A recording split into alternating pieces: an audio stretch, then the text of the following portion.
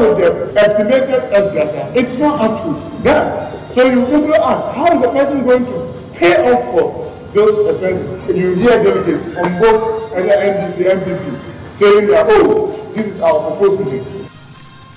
That and more coming up. We also have the latest of lawsuits against organization of the contest in some areas. My name is Gifty Andoh-Appiah, and this is Top Story. Top Story is brought to you by Vodafone. The future is exciting. Bond Financial Services, your success, our passion, and GASM, the nation builder.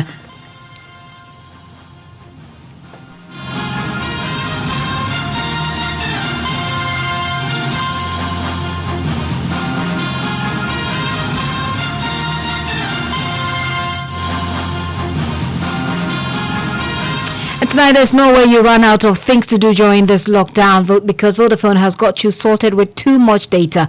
Now double the data at the same price. So whether you're taking an exciting masterclass or binge watching Netflix series or bringing the party to Zoom, you now get too much data for the day and too much bonus from midnight till 4 a.m. And that's even more fun and way more than you're paying for. Dial star 700 hash to get 3 gigabyte data for 10 CDs, 8 gigabyte data for 20 CDs, and 20 gigabyte data for 50 CDs bundles. So stay at home, stay connected with Vodafone, because with too much data, there's almost nothing you can't do.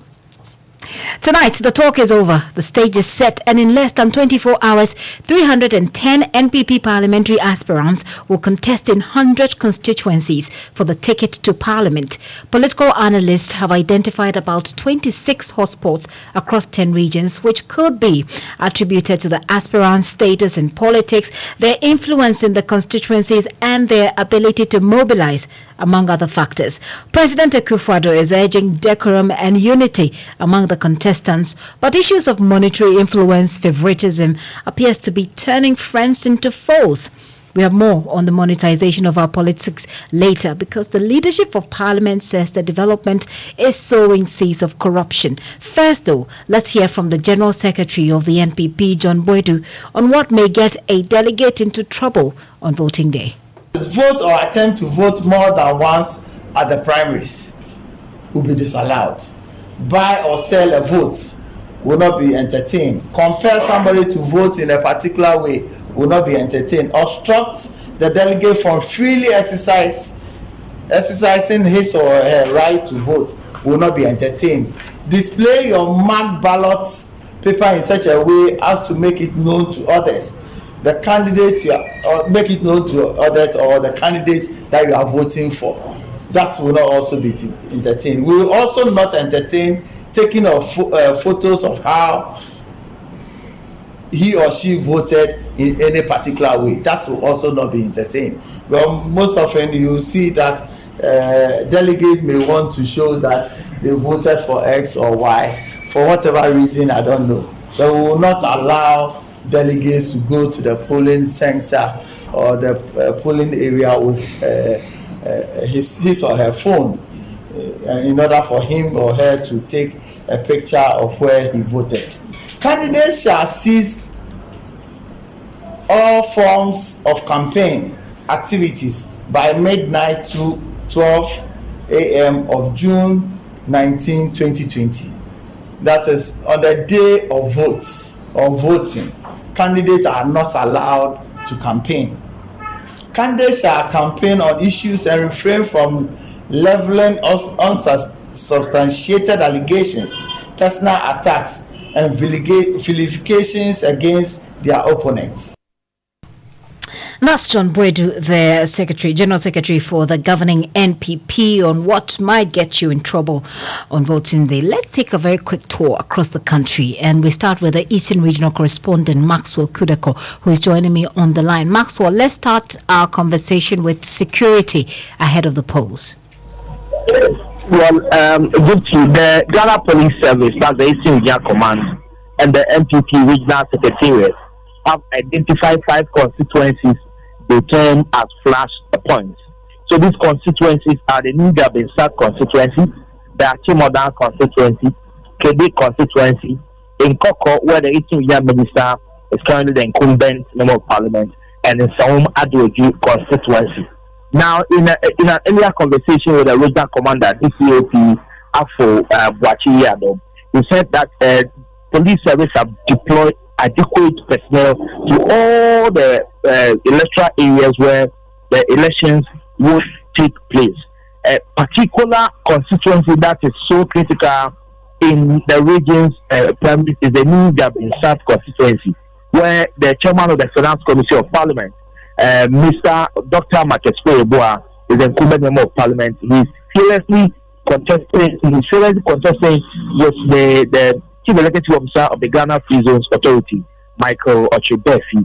And this contest promised to be a very hot contest. Many people have described it as a race between the MPP headquarters and the Parliament of the Republic of Ghana, in a sense that in time past we have seen a lot of national executive members of the MPP coming to the constituency to campaign for Michael Ochebesi, and then also members from Parliament coming to campaign for the incumbent member of Parliament.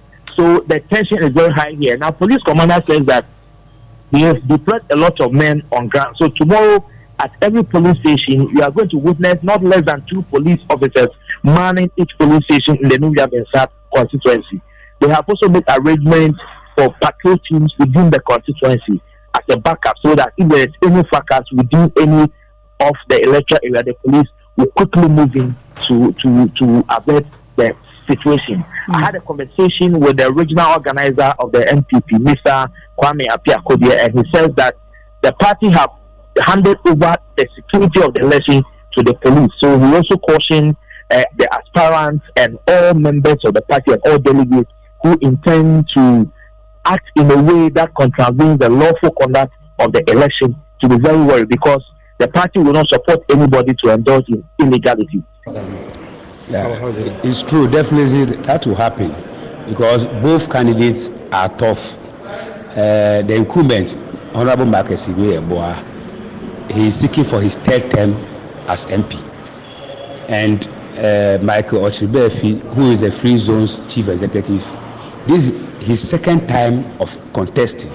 So he has also prepared. So both parties have prepared very well. So definitely it will give me some tension. But I'm assuring the entire constituency members that there will not be any fight or whatever. All security measures have been put in place. We have the committee, Parliamentary Election Committee, had met both parties and their campaign managers. We are putting security measures in place. So, Maxwell, let's wrap up with the New Gabin constituency and some of the things that are coming up. We're hearing of voters' album that was not available to the contestants, and there are rumors also of court action. Tell us a bit more about that briefly. So the voice you just played is the constituency secretary for the New Gabin South constituency, Mr. Isaac Ejabin. He had a media interaction this afternoon trying to clear the public sphere. Initially, there were complaints that the voter register for the New Gabin South constituency have been tampered with. We are told the incumbent member of Parliament wrote a petition to the party indicating that there have been some aliens who have been included in the voter register. Yesterday, members of his campaign team went on local radio stations threatening to put an injunction on the election if the register or the age of the register is not corrected. We are told that last night both parties had a meeting with the regional chairman of the party, and then they both agreed on the roadmap and also ensure that the voter register is clean. So Ejabin was just explaining to us that indeed they have cleared all issues or all outstanding issues that have to do with the credibility of the register. And as constituency secretary, I have not received any injunction, and it's over 3 p.m. now, and I don't think anybody have that intention. So the election is coming off tomorrow as scheduled. It will be starting at 7 a.m. and it ends at 1 p.m. as scheduled. So we are going ahead for the elections. And so that's what's happening in the Eastern region. You heard Maxwell Kudako there. Let's head to the Ashanti region now. We're looking at Bantama, the Florida in Ghana's politics. It is the action sport. My colleague Nana Sensu-Mensah has this report. The Bantama constituency primaries is contested by only 2 aspirants, the incumbent Daniel Ocham-Abuaje versus the Deputy Chief of Staff at the Presidency, Francis Asenso-Boakye. The incumbent NPP has dominated the constituency since 1996 after Ofosu Owusu Jibril of the New Democratic Congress won the seat when the NPP boycotted elections in 1992. Since then, Dr. Richard Womfred Anane won the seat in 1996 and 2000 until the Nshiasu constituency was carved out of Bantama. Then comes Cecilia Abnadapa in 2004 and 2008. In 2012, Kwabena Kokofu represented the Bantama in Parliament but lost the 2015 primaries to Daniel Ocham-Abuaje.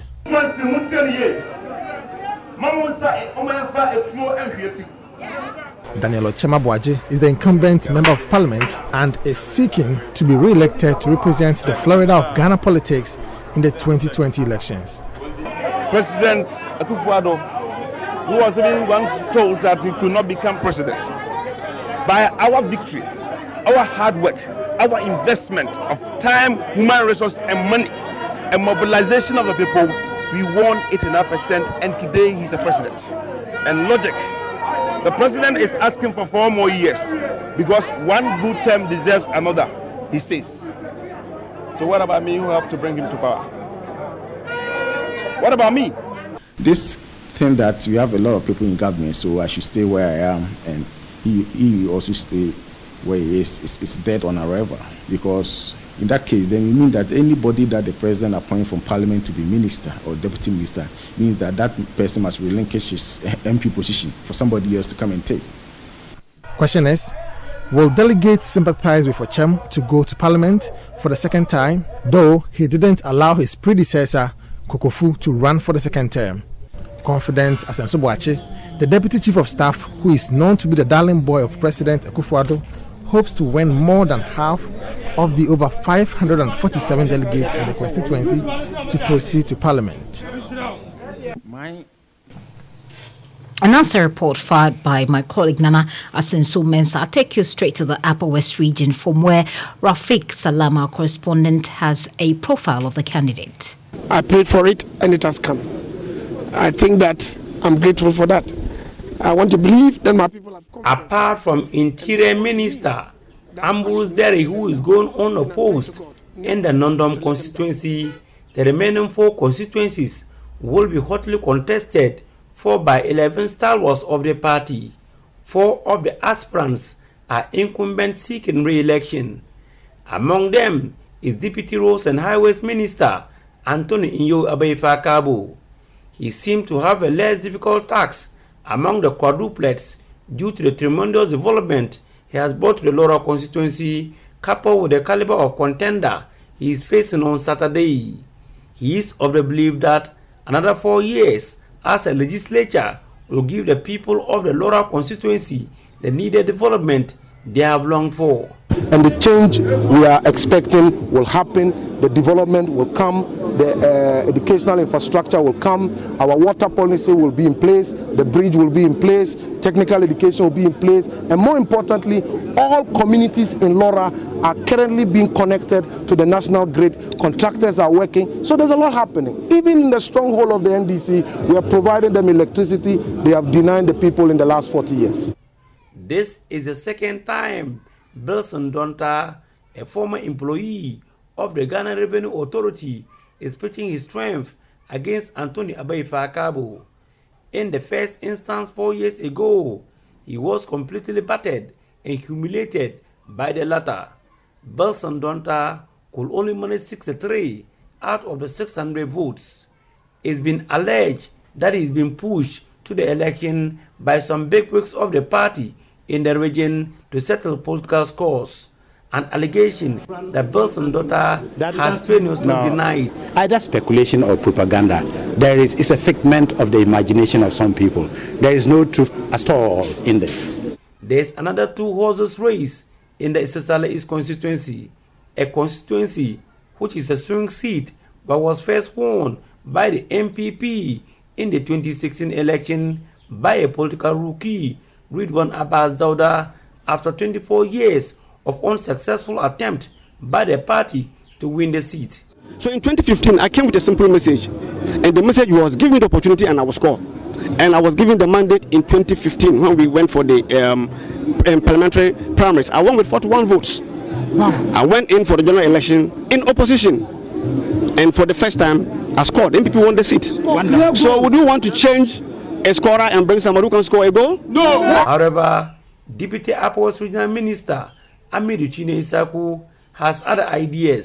If I become member of parliament, I'll establish MP's office in the constituency. Because it is not every constituent that can reach the MP, either on phone or directly. Once I have an office, I'll have a secretary there.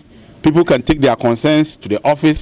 The secretary can relay them to me. In the East constituency, 3 aspirants have filed to unseat incumbent Godfred Bayontango. The local musician 10 position is not perturbed about the people briefing under his neck. From a percentage of 14% that we chalked in 1986. But when I came into the scene in the year 2000, I was able to move this to 24%. And from 24% into 2004, when I was a DCE, I was able to move that percentage to 48% and won the seat. And I've won it 3 out of 5 elections that I've contested. I have won 3. So I'm a good scorer. His strongest opposition is likely going to come from his old foe, Engineer Yakubu Salifu. Delegates and the executives who are going to vote in this election, they have known me for long. It's not today that they are going to know me. And they see the kind of leadership I gave to them even after I lost the last elections. Adams S. Yakubu and Badu Nasruddin complete the list of aspirants. In the Sasala West constituency, Patrick Adam Al-Hassan will have it tough against former Sasala West District Chief Executive Salifu Nelwe. It's very, very, very important for us to mess around. We cannot afford to give the seat back to NDC or PNC. However, Salifu Nelwe thinks the hope of the party in the constituency is being lost and needs to be restored. Surely, you can see the teeming supporters behind me. This is just but a fraction. I am a person of people. The third aspirant in the race is John Bosco Sluri. The MPP moved from 0 to win 5 seats in the 2016 general election in the Upper West region. An achievement that shocked many in the region, but not SB Kangbare, which was an issue when he was campaigning to be the party's Upper West regional chair. I believe it's a fluke. I think that is a cock taking credit for daybreak just because it happened to crow at that time. I don't think so. Now he's in the saddle. Fluke or no fluke, the people are waiting with bated breath to see what is different beneath his leaves.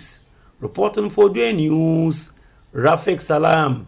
Wow.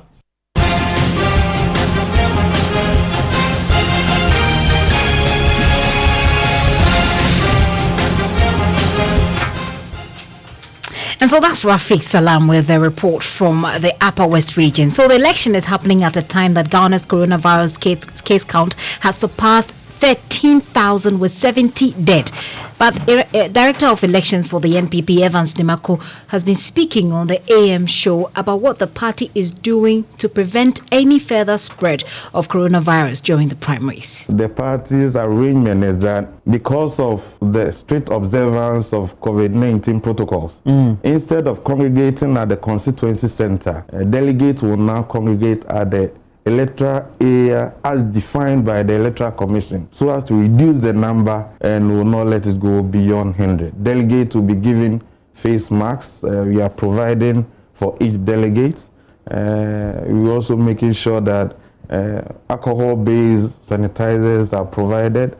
We are putting an arrangement to ensure that there's Veronica bucket with soaps attached for people to clean themselves out very well as they come to the voting center. We've had discussion with the Electoral Commission. Ballot papers have been dispatched to the regional EC offices for onward dispatchment to electoral areas which are going to serve as the voting center. In terms of security, the party general secretary wrote to the police service.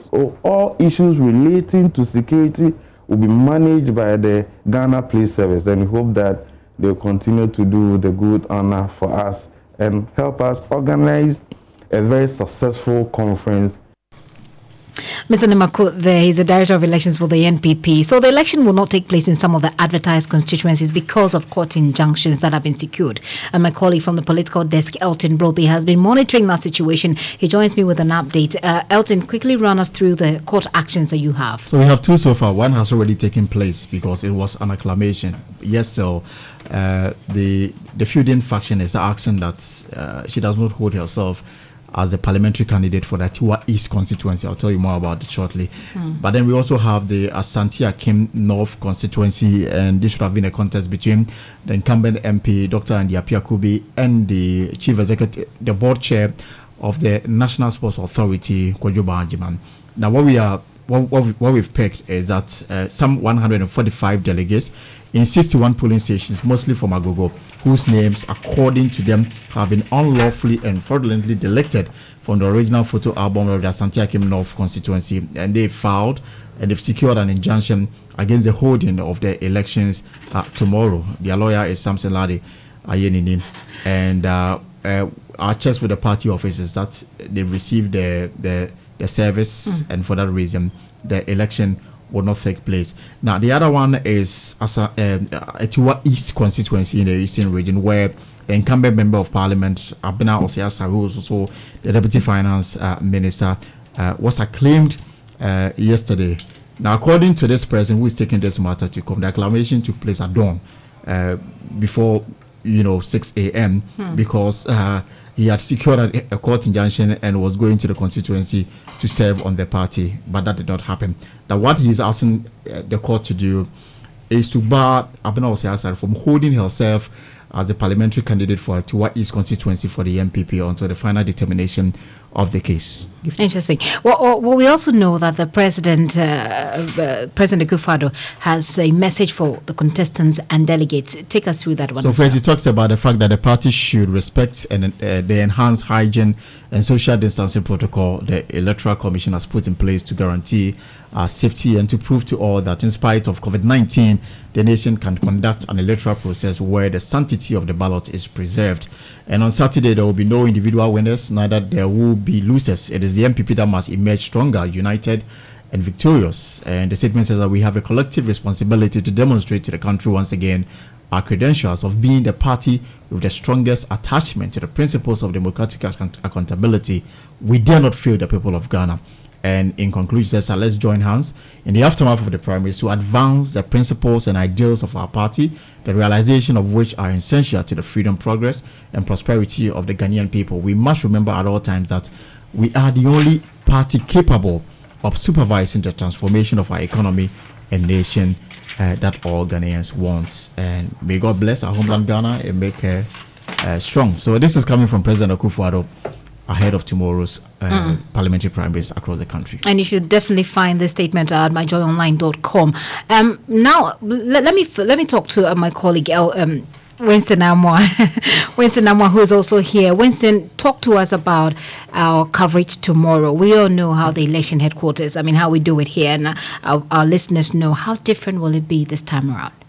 Well, Gifty, so thank you very much. And just as you stated, we do it and do it very well. Of course, we're starting very early. We're starting at 7, and we'll get our listeners and viewers up to date on the coverage. There'll be a lot of good analysis. We're presenting lots of historical antecedents, so ensuring that anybody who tunes in to watch or listen to us would not lose any bit of information concerning the NPP primaries. But life is sometimes also about surprises, and so we'll not say everything, but there's only one thing that I can assure you. There is no way you would regret tuning in tomorrow, because by the time you're done listening or watching us, you will be well prepared for election 2020. Mark my words, and I believe in the things I say. So we'll have in-depth analysis, professional delivery as we do it always right here, all the way from 7 up until they finish and beyond. We'll have all of those analysis, looking at also especially the flash points or the places that have been identified as flash points. Most definitely. And of course, we have, conducted research. We've chanced up on documents that gives, indicates who is likely to win. We've been sharing some of these I have the documents in front of me. And so, all things being equal, we have a list of those who are likely to win. Areas that it's still very close to call, and so you don't know who's going to win. And so that's why I keep saying that, once you tune in tomorrow, there is absolutely no way you would regret it. This is your election headquarters. Winston Amwa there. Winston, thank you.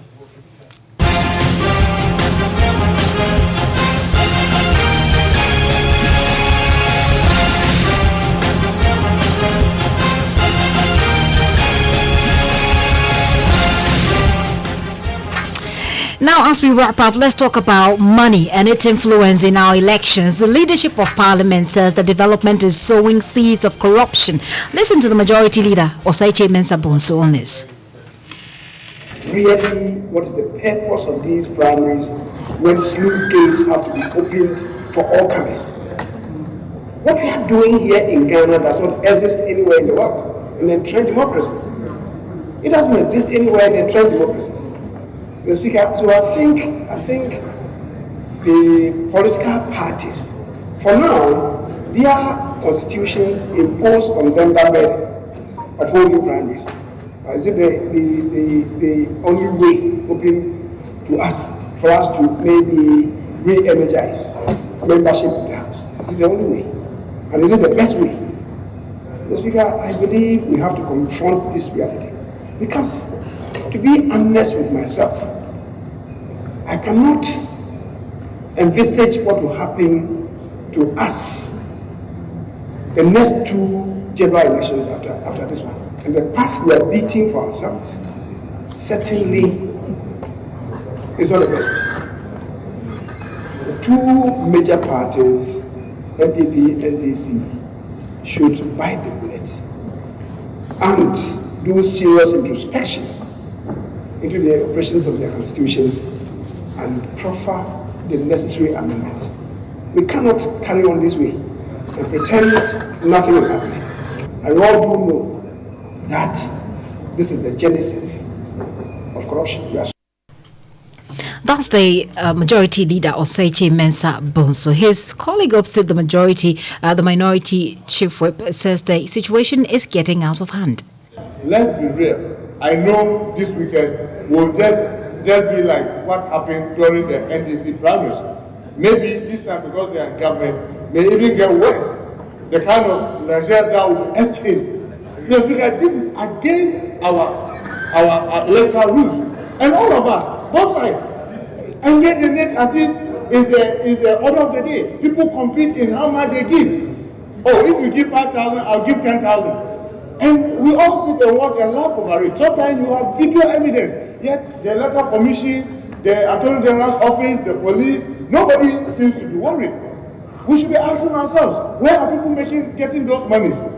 If someone this weekend goes to spend 1 million Ghana cedis, and the figure, when I compute the salary of an MP, together with the estimated SGASA, it's not up to that. So you simply ask, how is the person going to pay off for those expenses? And if as a country we all just pretend that, oh, this you are, oh, I mean, you hear delegates on both the NDC, the MPP saying that, oh, this is our proposal. And that's the Minority Chief Whip Muntaka Mubarak there in Parliament talking about monetization of our politics. Well, it's a deal for us tomorrow. We're here from 7 a.m. on your election headquarters with the NPP primaries. And before I go, Daniel Dazi is here with Ghana Connect. What are we connecting on that? I have a question for you before I tell you what you're connecting. Let's see if I can answer. Imagine if there was no COVID-19, how different would tomorrow's coverage have been? Well, I haven't covered elections in COVID-19 before, so I don't know. I can't do the comparison, but I can't say by all means. I mean, if we have people in studio, we're going to have to wear our masks. If we're going on the ground, like you have someone like your Maxwell Agbagba who is on the ground, you're going to see him wear a mask and have a boomstick instead of a normal short microphone. So those are the things that we'll say differently. But the good thing is that we're not going to see masses of people in this particular election. So I think it's a test for perhaps the bigger one. You know what, Gifty? You've answered one of the key questions we are trying to answer tonight, because we are looking at the impact of COVID-19 on us as journalists. And our lives, our livelihoods, and our health. It's interesting. I have a lot to say, but definitely this is not the platform. So stick around and hear from you.